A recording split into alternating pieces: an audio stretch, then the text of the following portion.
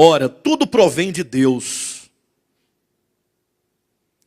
que nos reconciliou consigo mesmo por meio de Cristo e nos deu o ministério da reconciliação, a saber que Deus estava em Cristo reconciliando consigo o mundo, não imputando aos homens as suas transgressões, e nos confiou a palavra da reconciliação.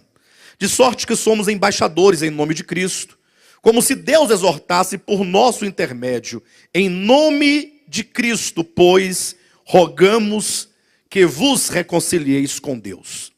Aquele que não conheceu o pecado, ele se fez pecado por nós, para que nele fôssemos feitos justiça de Deus. E nós, na qualidade de cooperadores com ele, também vos exortamos a que não recebais em vão a graça de Deus. Porque ele diz, eu te ouvi no tempo da oportunidade, eu te socorri no dia da salvação. Eis agora o tempo sobremodo oportuno, eis agora o dia da salvação.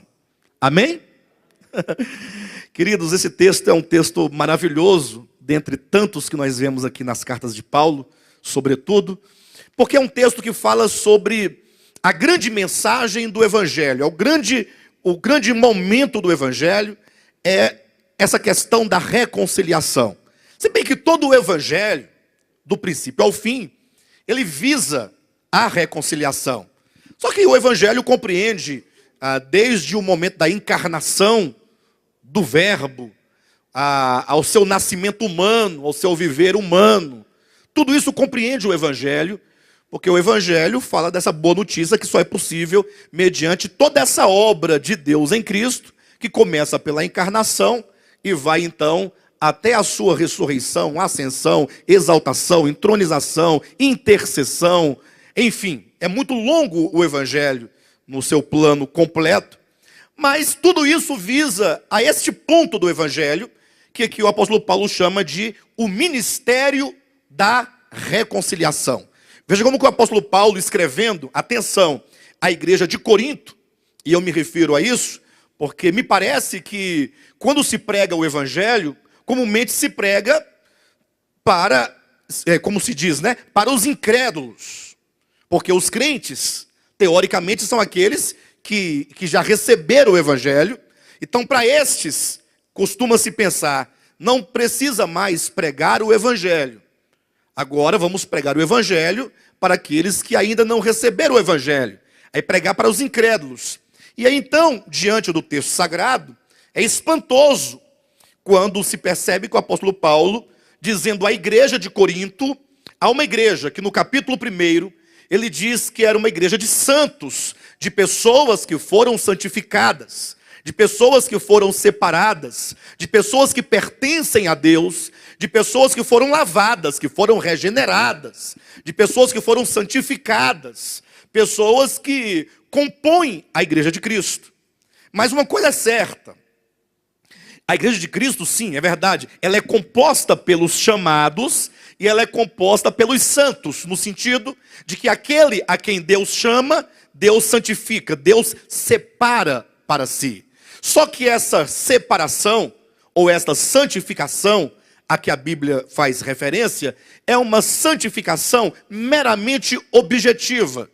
Ou seja, você está separado em Cristo. Nele, você é uma nova criatura. Entenda, nele, você está santificado. Nele, você está salvo.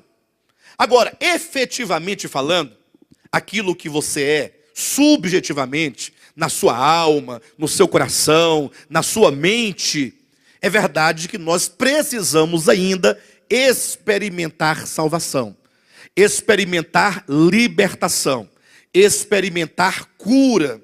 E este é o grande equilíbrio do Evangelho, quando não somente nós entendemos pela Escritura que Deus nos concede uma salvação objetiva, ou seja, o sangue de Cristo, a morte de Cristo, a redenção de Cristo, nos concede perdão de pecados, nos concede reconciliação, nos concede justificação, nos concede santificação, mas que ao mesmo momento nós somos convidados agora a provar essas bênçãos que já nos são dadas, ou já nos foram dadas, em Cristo Jesus. Somos chamados a uma experiência de vida, a uma experiência de redenção, a uma experiência de libertação, a uma experiência de salvação efetiva dentro do nosso coração. E aí nós compreendemos que é uma necessidade muito grande que nós temos. Nós temos aqui falado ultimamente acerca do reino de Deus.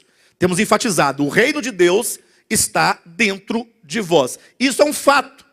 Agora, mais do que nunca, temos sido então convidados a uma experiência deste reino. Por isso que o apóstolo Paulo, falando então à igreja, não aos incrédulos, mas falando à igreja, como que falasse aqui a nós hoje, ele diz: ora, tudo provém de Deus, que nos reconciliou consigo mesmo,